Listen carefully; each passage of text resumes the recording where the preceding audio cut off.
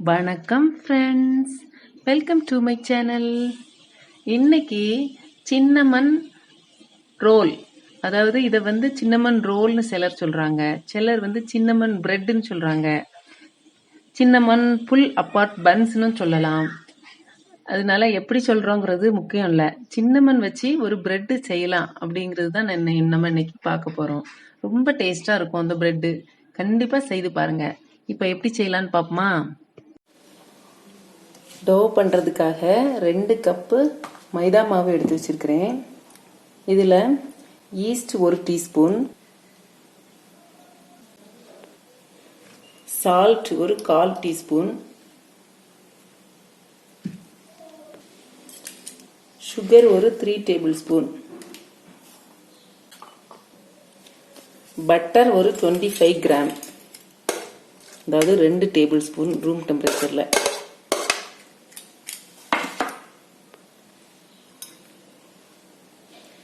அப்புறமா பால் ஒரு 3/4 கப்பு, அதையும் ஆட் பண்ணி நல்லா பிசைஞ்சிக்கணும்.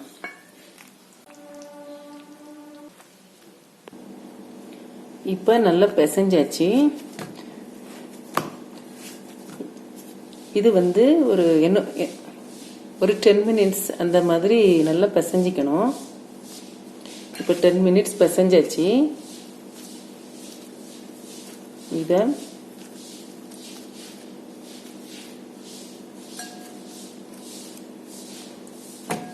இப்படி வச்சுட்டு அதை ஒரு 2 ஹவர்ஸ் மூடி வச்சிடணும். 2 ஹவர்ஸ்க்கு அப்புறமா நல்லா டபுளாக உபிரும். அதுக்கு பிறகு பார்ப்போம். இப்போ டபுள் ஆயிடுச்சு. இப்போ இதை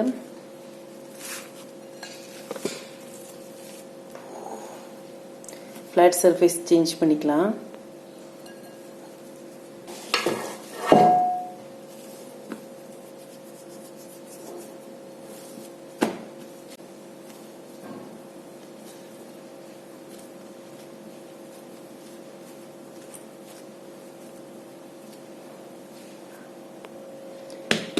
இப்போ இதை நல்லா ரவுண்ட் பண்ணிக்கணும்.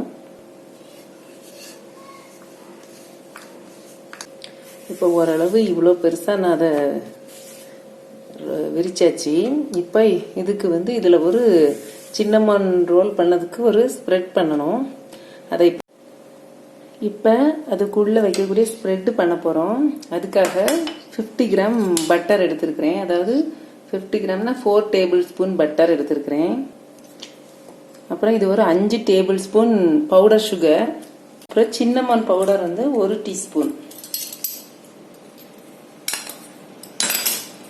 அது மிக்சியில் பட்டையை நல்லா பவுடர் பண்ணிட்டு அதை அரிச்சு வச்சுக்கணும். இப்போ நான் அதை ஒரு டீஸ்பூன் எடுத்துருக்கிறேன். இதை நல்லா மிக்ஸ் பண்ணிக்கணும். இது ஒயிட் சுகருக்கு சரியா, அதாவது வெள்ளை சீனிக்கு சரியா, ப்ரௌன் சுகரும் போட்டுக்கலாம். அப்புறம் பட்டர், இதை நல்லா மிக்ஸ் பண்ணிக்கணும்.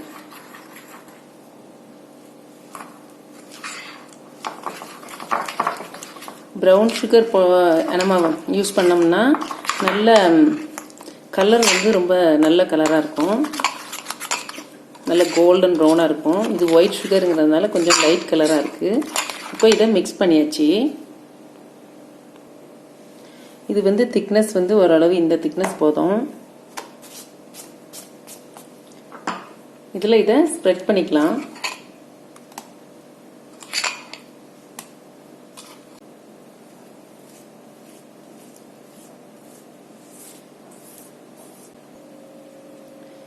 இப்போ ஃபுல்லாக இதை ஸ்ப்ரெட் பண்ணியாச்சு. இதை இனி ரோல் பண்ணிட்டு அப்புறம் கட் பண்ணணும். ரோல் பாய் சுருட்டுற மாதிரி நல்லா டைட்டாக சுற்றணும்.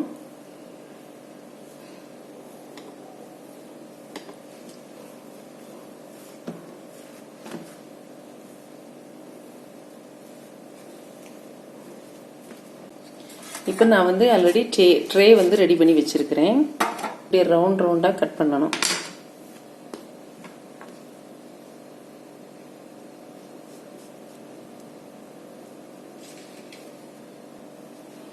இந்த மாதிரி ரவுண்ட் ரவுண்டாக கட் பண்ணிவிட்டு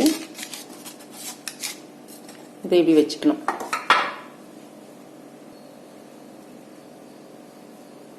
இப்போ இதை கட் பண்ணியாச்சு.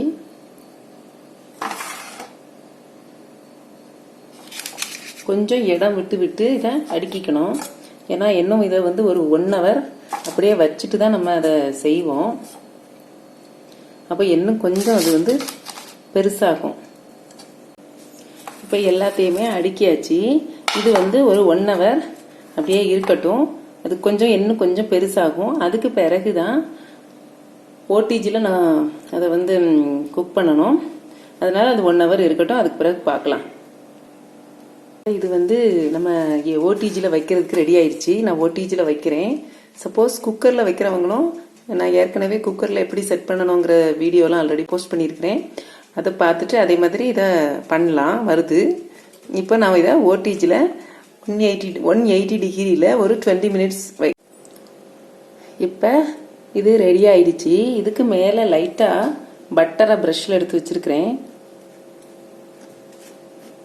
லைட்டாக அப்ளை பண்ணிக்கணும்.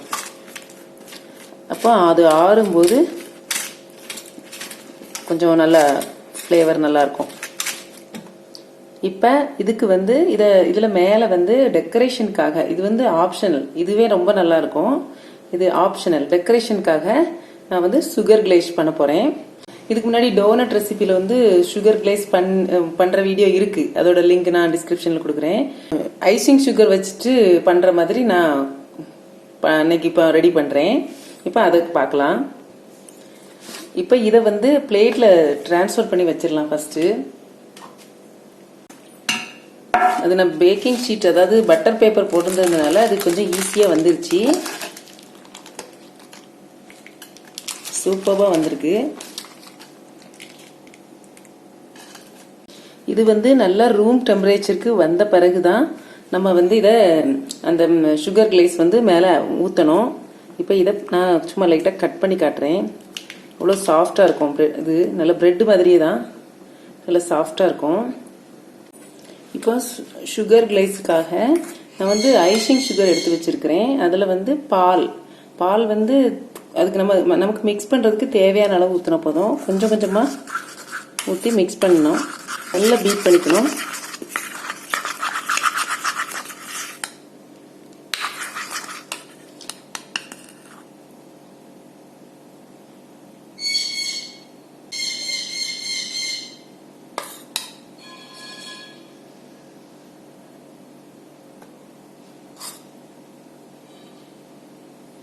இவ்வளோதான். இப்போ இது ரெடி ஆயிடுச்சு. கண்டிப்பாக இது செய்து பார்த்துட்டு பிடிச்சிருந்தா என்ன சப்ஸ்கிரைப் பண்ணுங்கள். Thank you friends.